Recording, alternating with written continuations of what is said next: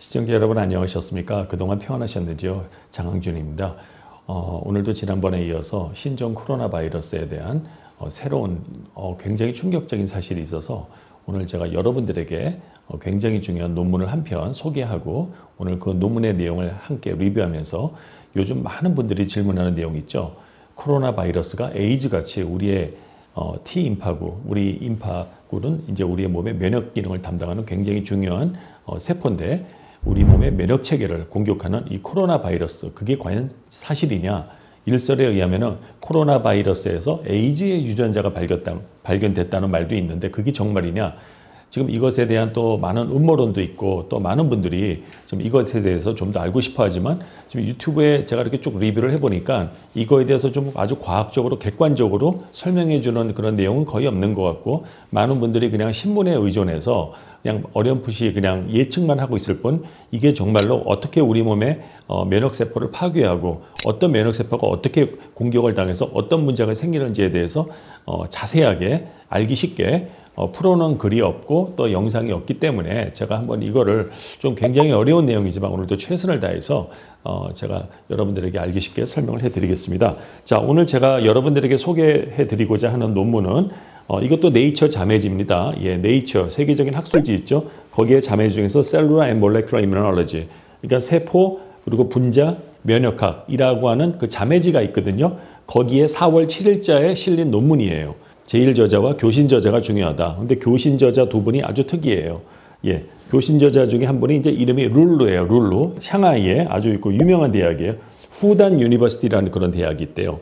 거기에 저도 이거 깜짝 놀랄 사실 알았는데 바이오 세이프티 레벨 3 랩이 있대요. 우한에 있는 바이러스 연구소가 그 BST, 그러니까 바이오 세이프티 레벨 4였잖아요. 그게 제일 높은 거죠. 근데 이거는 지금 레벨 3니까 상당히 이것도 아주 위험한 바이러스를 취급하는 랩이다 하는 걸 알 수가 있는 거죠. 예, 그래서 그분이 지금 교신저자로 돼 있고 또 공동 교신저자 중에 한 분이 쉬보 지양이란 분이 있어요. 근데 이분도 분명히 중국 사람 같은데 이분은 소속된 랩이 어디로 돼 있냐? 뉴욕 블러드 센터. 이거는 저 맨하탄에 있는 연구소인데 거기에 뭐가 있냐? 린슬리 킴벨 리서치 인스티튜트라고 있어요. 그러니까 이분은 모르겠어요. 지금 중국인지 미국인지 모르지만 아무튼 미국 뉴욕에 있는 그런 권위 있는 연구소에서 교신 저자로 돼 있고 그러니까 직함이 두 개가 있는 것 같아요. 중국에도 있고 또 여기 뉴욕에도 있고 아마도 미국의 펠로십으로 온 게 아닌가. 두 중국 선생님이 이제 이거에 교신 저자로 돼 있다. 그리고 그 중에 한 분은 중국에 굉장히 권위 있는 바이오 세이프티 레벨 3면은 레벨 4는 아니지만 그 바로 밑에니까 굉장히 위험한 바이러스를 다루는 연구소다라는 것을 알 수가 있는 것입니다. 자, 논문 제목이 뭐냐? SARS 코로나 바이러스 2 이게 뭐죠? 이게 바로 요즘 유행하는 바로 그 신종 코로나 바이러스죠. 이게 우리 몸의 임파구 중에서 T세포가 있어요. T세포를 갖다가 감염을 시키는데 어떻게 해서 감염을 시켰냐? 스파이크 프로틴. 제가 그때 설명해 드렸죠. 우리가 그 코로나 바이러스를 볼 때 잠깐 우리가 간단하게 그림을 다시 보면은 이 코로나 바이러스 안에 엔벨롭이라고 있어요. 껍데기죠. 이건 세포막으로 되어 있거든요. 이 세포막에 보면은 이렇게 돌기가 꽂혀 있다는 걸 보게 돼요. 여기 빨간색으로 된 게 바로 스파이크 프로틴이죠. 이 스파이크 프로틴도요, 우리 자세히 보면요, 여기 이렇게 둥근 이 주먹같이 생긴 부분이 이게 세 개가 되죠. 이게 세 가지 단백질이 같이 모여 있는 게 트라이메릭이라고 그래요. 이걸 보고 그리고 여기 보면 가지가 있죠. 그 가지도 사실 가지가 세 개예요. 이거를 뭐에 비하면 되냐? 장미꽃 세 개를 그 가지까지 다 해서 이렇게 꽃다발로 한 거죠. 꽃다발인데 꽃이 세 개야. 거기 보면 장미꽃 그 머리가 세 개죠. 머리가 세 개고, 그리고 밑에 이렇게 가지가 세 개가 있다. 이게 이 엔벨롭에 이렇게 꽂혀 있는 거예요. 이게 굉장히 중요합니다. 예. 나중에 제가 설명할, 그래서 이 머리 부분을 S1이라고 그러고, 이 가지 부분을 S2라고 그래요. 그러니까 이건 단백질 세 개가 결합이 되어 있는데, 각각의 단백질은 S1, S2 서브 유니트가 이렇게 만나 있는 것이다. 예. 그런데 중요한 게 이 바이러스가 우리 몸의 세포를 공격하기 위해서는 나중에 제가 설명할 퓨린이라고 하는 효소가 있어요. 그게 요 목을 딱 때려야 돼요. 그래서 콧봉오리가 떨어져 나가야 돼. 그러면 이 가지가 딱 세 개가 남죠. 그게 바로 세포를 푹 찔러가지고 세포 융합, 그 세포막끼리 서로 이렇게 결합을 해서 이 코로나 바이러스가 그 사람 세포 안으로 들어갈 수 있는 그 길이 열리는 거죠. 그래서 이게 굉장히 중요한 단백질입니다. 우리 몸의 면역 세포를 공격하는 기전이 바로 이 스파이크 단백질이 임파구 T 림포사이트를 공격한다. 여러분, 에이즈가 무슨 세포를 공격하죠? 우리 몸에서 T 임파구를 공격하죠. T 임파구 중에서도 CD4라고 하는 항원을 나타내는 일명 헬퍼 T셀, 굉장히 중요한 그 T세포 중에서도 거의 그 CPU 같은 거, 바로 이 중앙 처리 장치 같은 굉장히 중요한 그 타입의 임파구를 공격을 해요. 그런데 이 코로나 바이러스가 T세포를 공격한다는 거야. 이것만 보더라도 이게 에이즈 바이러스와 굉장히 유사하다. 에이즈 바이러스도 우리 몸에서 T세포를 공격해서 T세포를 그 수를 감소시켜서 후천성 면역 결핍이라는, 즉 면역 기능을 갖다 무장 해제시키는 바로 그런 무서운 병을 일으키는데, 코로나 바이러스도 우리 몸에 들어와서 T세포를 공격해서, 여러분 잘 아시는 그 코로나의 굉장히 중요한 증세 중에 하나가 바로 임파구가 감소한다. 코로나 걸린 사람들이 병원에 가면은 CBC, Complete Blood Cell Count를 보면은 임파구 숫자가 감소되어 있는 경우가 많대요. 근데 최근에 나온 논문을 보니까 임파구 수가 많이 감소할수록 그 병이 더 심해지고 중환자실에 갈 가능성이 많아진대요. 근데 그게 너무나 당연한 게, 아니 임파구가 있기 때문에 우리가 이렇게 많은 바이러스나 박테리아가 우리 몸에 있어도 우리가 병 안 걸리고 사는데, 이 숫자가 감소되면 한마디로 무장 해제당하는 거잖아. 그러면은 폐혈증으로 갈 수가 있다는 거죠. 그래서 중환자실에 입원한 아주 그 심한 코로나 환자들 혈액 검사를 해보면 임파구 숫자가 굉장히 낮고, 이게 낮을수록 사망률도 커진다는 그런 논문이 있거든요. 그러면 우리의 질문은 뭐 어떻게 해서 정말 이 코로나 바이러스가 어떻게 이 임파구를 공격해서 그렇게 죽게 하는가? 그 기전을 갖다가 이제 이 저자들이 이제 자세히 기술을 했는데, 이분들이 굉장히 중요한 테크닉을 이용했어요. 슈더 타입드 바이러스라는 게 있거든요. 슈더 타입드 바이러스가 뭐냐? 금년 2월 달에 5년 전에 예견된 바이러스. 미국하고 중국이 합동 연구를 해가지고 바이러스를 지금 유행하는 코로나와 굉장히 유사한 바이러스를 실험실에서 유전자 제조업을 통해서 만들었다고 그랬잖아요. 굉장히 위험한 실험이거든. 그것 때문에 지금 많이 비판을 받잖아요. 다시는 그런 실험 하지 말자. 많은 분들이 왜 그런 실험을 해가지고 이렇게 문제를 일으키냐. 요즘 뭐 그런 말씀들이 많이 하잖아요. 그런데 이분들이 그것 때문인지 이번에는 좀 안전한 방법을 해서 슈더 타입드 바이러스라는 게 뭐냐면은, 이게 옛날에 진세라피라고 들어보셨어요? 유전자 치료. 암에 걸린 사람한테 암세포를 고치는 어떤 유전자가 거기 있단 말이야. 그거를 사람의 세포에, 암세포에 넣어서 암세포를 사멸시키는 그런 유전자 치료를 우리가 연구를 많이 했는데, 그때 이제 그 우리가 치료에 쓰이는 그 유전자를 사람의 암세포까지 안전하게 그 들여보내는 그 가이드, 그걸 벡터라고 그래요. 벡터 바이러스를 갖다 사람들이 개발했거든. 그때 무슨 바이러스를 이용했냐면 HIV 바이러스를 이용했어요. 이 HIV 바이러스가 사람 세포를 공격하는 데는 이게 최고래요, 진짜. 그래서 그거를 물론 에이즈 바이러스 그대로 쓰면 큰일 나니까, 그거를 우리가 좀 유전자를 갖다가 재조작해가지고 에이즈 일으키지 않게 그렇게 바꾼 거를 지금 벡터로 쓰는데, 그걸 이용해가지고 내가 원하는 이 HIV 바이러스가 내가 원하는 세포만 공격할 수 있게 딱 1회만 공격할 수 있게 하는 방법이 있어요. 그게 뭐냐면은 유전자 재조합을 해서 거기다 나쁜 그런 그 위험한 그 단백질 만드는 거, 그 유전자를 넣는 게 아니고, 어떤 세포가 있는데 플라스미드라는 걸 이용해 가지고 내가 원하는 단백질을 만드는 플라스미드로 이 세포를 먼저 전염을 시켜. 그래서 그 세포 표면에 내가 원하는 단백질, 그걸 예를 들어서 스파이크 단백질이죠. 그거를 만들게 한 다음에, 그 다음에 이 바이러스를 거기다 집어넣으면 이 바이러스가 이 속에 들어가서 이제 증식해서 나오는 과정에서 플라스미드에, 즉 내가 원하는 그 단백질을 자기의 그 바이러스 표면에 그걸 나타낸다는 거죠. 그러면 어떻게 되죠? 이 바이러스의 그 유전자에는 이 단백질을 만드는 유전자가 없으니까 이 세포에 들어갈 때만 한 번만 딱 그 바이러스를 갖고 나온다는 거지. 그러니까 들어가기 전에는 그 단백질이 없는데 그 세포에 들어가고 나오니까 새로운 스파이크 프로틴이 생겼다는 거죠.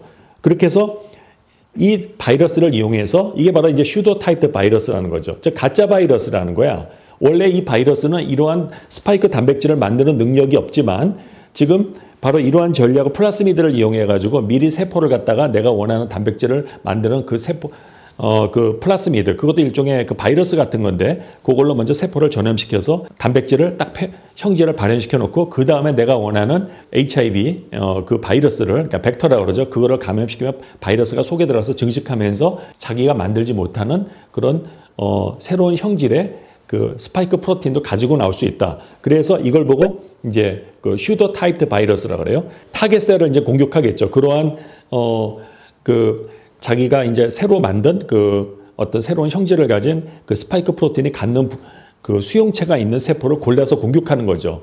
그래서 그 세포에 들어갈 수는 있지만 이건 한 번으로 끝나는 거죠. 그 다음에는 우리가 플라스미드를 안 주니까는 이건 1회로 끝나는 거야. 그러니까 이게 굉장히 안전한 거잖아요. 혹시 만약에 이런 실험하다가 이 바이러스가 유출되더라도 문제가 되진 않아. 왜? 그 바이러스 자체는 이런 그 새로운 단백질을 못 만드니까 한 번으로 끝나는 거야. 그러니까 일회용이라고 볼 수가 있는 거지. 그래서 제가 이 논문을 보면서 야, 진작 이렇게 좀 실험을 하지. 왜 그 무서운 카이메라 단백질 그걸 또 만들어 가지고 거기다 스파이크 프로테인을 갖다가 그 박쥐 코로나에다 그걸 또 같이 해 가지고 그러다가 만약에 그 바이러스가 유실되면 어떡하냐. 대형 사고 나는 거 아니에요. 그래서 저는 이런 위험한 바이러스는 유전자 재조합을 해서 소위 말하는 이제 포워드 지네틱스는 하지 않고 이러한 그 슈도 타이트 바이러스를 만드는 이 전략이 저는 상당히 좋다고 봐요. 그래서 제가 이 논문을 보면서 야, 그래도 저자들이 많이 신경을 썼다. 자, 그래서 이제 실험을 했어요. 자, 그래서 여기 가짜 바이러스를 만든 거지. 이게 사스 코로나 바이러스 2 이게 뭐냐? 바로 요즘 신종 코로나고 이건 옛날에 유명했던 그 유명한 사스 2003년도에 유행했던 그 사스 바이러스. 딱 가짜 그 바이러스를 만든 거야. 그거를 가지고 이제 실험을 해봤어요. 이 가짜 바이러스가 진짜로 ACE2를 갖다가 제가 공격한다고 그랬죠. 배양세포인데 ACE2를 아주 많이 만드는 그런 세포하고 이거를 같이 섞어서 배양을 시킨 거예요. 진짜 이 가짜 바이러스가 공격하는지 그거를 증명해야 되잖아. 그게 증명이 안 되면 더 이상 이건 실험할 수가 없는 거죠.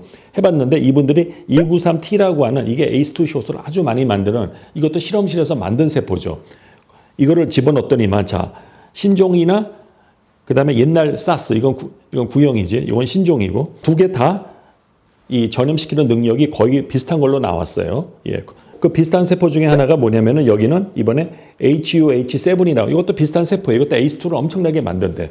이 세포에다가 이 바이러스를 집어넣었더니 역시, 자, 보니까는, 신종 코로나가 옛날 구형보다 조금 전염시키는 능력이 좀 큰 것 같아. 하지만 거의 통계학적으로 의미가 없어요. 예. 즉, 둘 다 감염을 시켰다 이거야. 그런데 헬라세포라고 있어요. 이 헬라세포는 ACE2를 만들지는 않는데 거기다가 해보니까는 감염을 안 시켰어. 따라서 이게 뭡니까? 아, 그 바이러스 표면에 있는 스파이크 프로틴만 있으면 그 표면에 스파이크 프로틴만 있으면은 ACE2가 있는 효소 그 ACE2 효소를 발현하는 세포막에 발현하는 세포를 공격해서 감염시킬 수 있구나 하는 걸 알 수가 있는 거죠. 그건 우리가 다 알고 있잖아요. 제가 그때 ACE2를 공격하는 코로나 바이러스 제 강의에서 제가 그 기전은 상세히 설명을 해드렸죠. 그래서 그게 이미 증명이 된 거고, 그다음 두 번째, 이분들이 그래서 이제 T인파구를 이용해 가지고 이제 실험을 하기 전에 그 T인파구에 ACE2가 얼마나 있나 하고 조사를 해봤대요. 근데 놀라운 사실. 지금 이분들이 아까 293T 그 ACE2를 만드는 그 세포 같은 경우 보세요. 여러분이 스케일 잘 보세요. 1인데 여기 보세요. 이분들이 실험에 쓰인 T인파구를 보면은 0.000006. 이 말은 뭐예요? 우리 몸의 T인파구에 ACE2 효소가 거의 없다. 그 말이에요. ACE2는 우리 몸에 콧물을 만드는 가블리셀이라고 해서 콧구멍 안에 그 상피세포, 콧물 만드는 그 세포, 아니면은 우리 폐 알비올라이에 있는 그 뉴머사이트 타입 2, 그 다음에 장에 있는 상피세포, 이 세 가지에 굉장히 많아. 그렇기 때문에 이 코로나에 걸리게 되면 콧물이 나오고, 그 다음에 폐렴에 걸려서 기침을 하게 되고, 설사를 하게 돼요. 왜냐? 이 세 가지 세포에는 ACE2가 많기 때문에 그래. 그런데 아까 제가 신종 코로나 바이러스가 T세포를 공격한다고 그랬잖아. 그러면 T세포에 ACE2 효소가 많아야 되잖아. 근데 보세요. 차이가, 이건 1, 10, 100, 1000만. 아니, 이게 공이 몇 개야, 이게? 오 마이 갓. 15개네? 아니, 이거 10만 배 차이면은 거의 없다는 거 아니에요? 야, 그러면 ACE2가, 효소가 거의 없는데 정말 공격할까? 그런 생각이 들죠. 자, 이 논문이, 제 오늘 이 논문 풀이가 여러분을 어떤 드라마보다도 재밌지 않습니까? 요즘 유행하는 잘 나가는 어떤 드라마보다도 이 논문을 가지고 이 미스테리를 풀어가는 이 과정이 제 구독자님들은 제가 볼 때는 아마 지적인 분들이 모인 것 같아요. 이런 강의를 좋아하는 분들이 있다는 걸 보고 제가 굉장히 요즘에 용기를 얻었습니다. 옛날에 겁이 났거든요. 아, 이런 얘기하면 사람들 싫어할 텐데. 자극적인 얘기 해야 되지 않나. 근데 의외로 이런 걸 좋아하는 분들이 많고 의학 상식을 알기 쉽게 풀어줘서 고맙다는 제가 댓글을 많이 받고 좀 용기를 얻어서 오늘 좀 어려운 내용일 수 있지만 제가 논문을 완전히 잘게 다 그냥 분석을 해가지고 오늘 제 강의를 듣고 이 논문을 읽어보시면 이 논문이 아주 머리에 쑥쑥 다 들어올 거예요. 다 이해가 될 겁니다. 예. 자, 아까 293T 그건 ACE2를 많이 만들어. 그러니까는 신형이나 구형이나 둘 다 이렇게 감염을 잘 시켜. 그런데 문제는 이거야. 이 세포를 보면은 이게 MT2라는 게 아까 그 임파구죠. 임파구지. 자, 보세요. 구형 코로나 바이러스는 거의 감염을 못 시켰어. 그런데 이 신형, 여기 보면 SARS-CoV-2라고 나온 거 있죠? 이게 바로 신종 코로나 바이러스 아니야. 요즘 유행하는. 얘가 아까 뭐라 그랬어요? T임파구에 ACE2 효소가 거의 없다 그랬잖아. 1대 10만의 차이가 난다 그랬잖아요. 그런데 보세요. 감염을 시켰어. 그런데 왜 얘는 여기 SARS 코로나 바이러스에도 꼭 무슨 거 옛날에 뭐 신마적, 구마적 뭐 그런 거 같네. 얘가 신형이고 얘가 구형인데 그 뭐 옛날에 양인시대라고 근데 재밌게 봤는데 그 김두한 거기 뭐 신마적, 구마적. 그러니까 신마적은 아니 신마적이 아니고 신종 코로나 바이러스는 거의 ACE2가 없는 T세포를 감염을 시켰다는 거야. 구형은 그냥 SARS라고 그럴게요. SARS. 얘는 감염을 못 시켰어. 아니 어떻게 이렇게 능력의 차이가 나지? 2003년에 있던 바이러스가 2020년 17년 만에 신종으로 나왔는데 지금 얼마나 많은 사람이 죽었어요. 그 당시에 사스 때문에 한 8,000명가량이 죽었잖아요. 지금 사망자 숫자가 몇 명이냐 이거야. 제가 옛날에 이런 코로나 바이러스 제 강의할 때 제가 많이 공격을 받았어요. 의사가 말이야 그것도 MD, PhD라는 이런 자극적인 타이틀을 달고 그렇게 사람들 무서워하는 얘기를 하면 되냐? 너무 그렇게 자극적인 얘기 하지 말라. 사람들이 당신 강의 듣고 잠을 못 잔다. 그러면서 이 바이러스 어차피 시간이 지나가면은 그 인펙티비티가 커지면 뭐 비루런스가 낮아지니까 별로 위험하지 않은 바이러스 가지고 왜 호들갑시냐. 저한테 근데 요즘 그렇게 말하는 사람이 아무도 없더라고. 예. 그 사람들 말대로면은 코로나 바이러스가 계속 진화돼 가지고 신종까지 왔는데 그러려면은 비루런스가 더 떨어졌어야 되잖아. 근데 비루런스가 왜 이렇게 커졌어? 예. 그러니까 기존의 그 이론 가지고는 안 된다는 거죠. 인펙티비티가 커지면서 이 바이러스가 진화했는데 더 많은 사람을 죽이고 있잖아요. 그렇기 때문에 그 사람들 이론이 잘못됐다는 거지. 그거 저도 알거든요. 생물학에서. 그 바이러스가 진화하는 과정에서 사람을 너무 많이 죽이면은 오히려 퍼지질 못하니까 사람을 안 죽이면서 더 많이 퍼지는 쪽으로 진화한다. 그러니까 바이러스는 어차피 시간이 지나면 괜찮다. 그런 사람들이 집단 면역 있단 소리 한 거 아니에요. 그런 사람들이 만약에 방역 책임자로 있었으면 우린 지금 올데드예요, 진짜. 그런 어설픈 지식을 가지고 나를 공격하는 분들이 있었는데 요즘 그런 분들이 다 없어진 것 같아. 지금 전 세계가 완전 다 락다운되고 미국은 지금 경제가 완전 마비가 됐어요. 예, 이렇게 많은 사람이 짧은 시간에 지금 제가 일하는 병원에도 퀸즈에서 지금 4,000명 이상이 죽었단 말이야. 이건 정말 엄청난 이건 사건이죠. 한 그 조그만 그 도시 하나에서 아니 뉴욕시티 안에 있는 그 조그만 퀸즈에서만 4,000명 이상이 죽었다니까. 예. 그래도 이 바이러스가 별거 아니에요. 예, 제가 이런 의사 신가운을 입고 여러분들에게 불필요한 공포심을 일으켰습니까? 저는 지금도 많이 후회를 해요. 그때 더 공포심을 더 일으켰어야 되는데. 근데 많은 분들이 그래요. 제 강의를 듣고 그때 굉장히 조심했대. 그래서 자기가 그때부터 마스크 쓰고 이거 엄청나게 앞으로 이것 때문에 전 세계가 절단나겠다. 그때 제가 그 5년 전에 얘기한 바이러스 그걸 보고 사람들이 경각심을 가져서 저 때문에 목숨을 건졌다는 제가 그런 이메일을 받거든요. 그때 굉장히 보람을 느꼈어요. 제가 앞으로 그랬잖아요. 이 바이러스에 의해서 살아남은 인류와 살아남지 못한 인류로 분리가 되고 지금 그렇잖아요. 어떤 사람들은 이 바이러스에 제가 많은 이 코로나 환자들 치료했는데 10명 중에 8명은요. 진짜 괜찮아요. 좀 심하게 앓고 끝나더라고. 2명은 정말 병원에 입원하고 병원에 일단 입원했다면은 둘 중에 하나는 사망이더라고. 예. 그러니까 전체 인류의 한 80% 정도는 괜찮겠지. 걸려도 항체가 생기는지 이 사람들은 살아나. 근데 20%는 어떻게 될까? 아니 20% 중에서 그 절반이 병원에 입원한 사람들 앞으로 이 사람들 많이 죽어나가지 않을까. 이거 충분히 예측할 수 있잖아요. 그러면 이거를 방지하려면 완전히 자가격리하고 완전히 락다운 해야 되는데 그러면 경제가 죽잖아. 경제가 죽으면 사람들 굶어 죽을 거 아니에요. 아니 바이러스에 걸려 죽거나 굶어 죽거나 어차피 죽을 거면은 차라리 그냥 비즈니스 다시 리오프닝 하고 죽는 게 낫지 않냐. 요즘 그런 말 하는 분들도 있어요. 지금 스몰 비즈니스 완전 죽었잖아요. 세상에 이런 바이러스가 어디 있냐 이 말이야. 또 앞으로 이게 돌연변이 제가 그때 돌연변이 얘기했거든. 이게 돌연변이에 의해서 앞으로 어느 쪽으로 할지 모른다. 이 바이러스가 무서운 게요. 어떻게 돌연변이가 일어나냐에 따라서 아까 이거 보세요. 신종 코로나는 이걸 신마적이라 그러면 이 구마적보다 자 보세요. ACE2가 거의 없는 T세포를 이렇게 전염시킬 수 있다. 이게 나는 이걸 보는 순간 아주 놀래 자빠졌어. 세상에 이런 바이러스가 어디 있나. ACE2 효소가 코딱지만큼만 있어도 감염을 시켜. 아 이렇게 무서운 바이러스가 어디 있어. 예? 그렇게 해서 T세포를 갖다가 어떻게 했냐. 세포 자살을 일으킨대. 그래서 T세포가 자살해버려. 야 내가 바이러스가 많다. 내가 끌어안고 죽을게 하고선 그 왜 영화에 보면 그런 거 있더라고. 막판에 뭐 2판 4판이면은 자폭을 하더라고. 근데 그런 영화를 많이 봤어요. 그래서 주인공도 죽고 같이 있는 그냥 그 적들까지 거기가 완전 공동 묘지가 되더라고. 근데 그런 거 많이 봤거든. 예, 액션 영화를 좋아해가지고. 그런 것처럼 T세포가 그래 바이러스 많이 들어와. 내가 최대한 내 안에 꼬깃꼬깃 한 다음에 그 다음에 에이포프토시스를 딱 누르게 되면 그게 바로 프로그램드 셀 됐어요. 세포가 그때부터 자살을 시행을 해. 그러면 그 바이러스가 그 안에 다 있잖아요. 아주 깨끗하게 같이 죽는 거야. 그래서 우리 몸의 T세포가 이 바이러스의 확산을 저지하는 과정에서 자살을 하거든. 그러니까 어떻게 돼?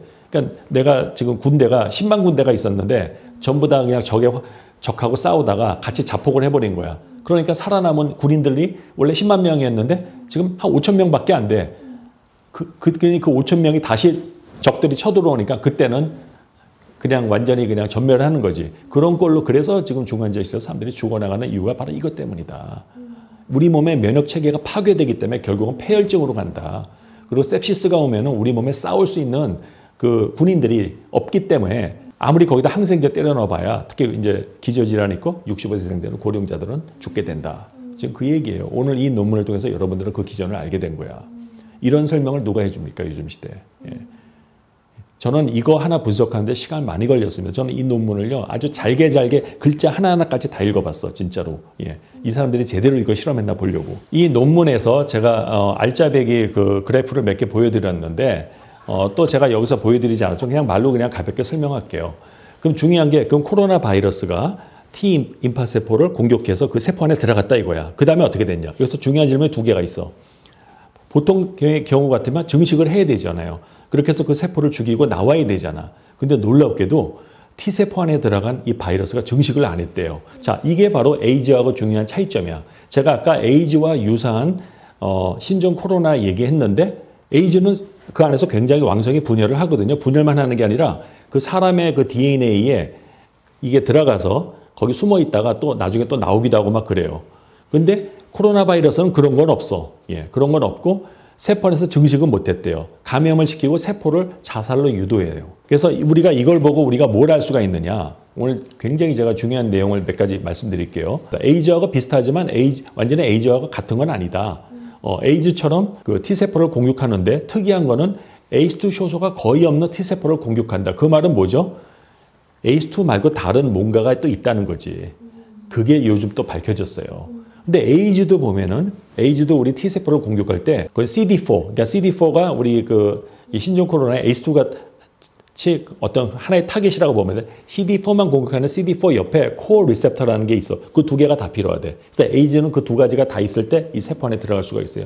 그래서 제가 이걸 보고 느낀 게 뭐냐. 신종 코로나 바이러스도 우리가 그동안 ACE2만 생각했는데 ACE2 말고 그 옆에 있는 어떤 또 다른 타겟이 있을 것이다. 임파구에. 그게 요즘에 어떤 그게 발견이 됐대요. 그게 CD147인가 하는 어떤 항원이 있는데 그게 또 코로나 바이러스의 타겟이래요. 근데 그게 임파구에 많거든.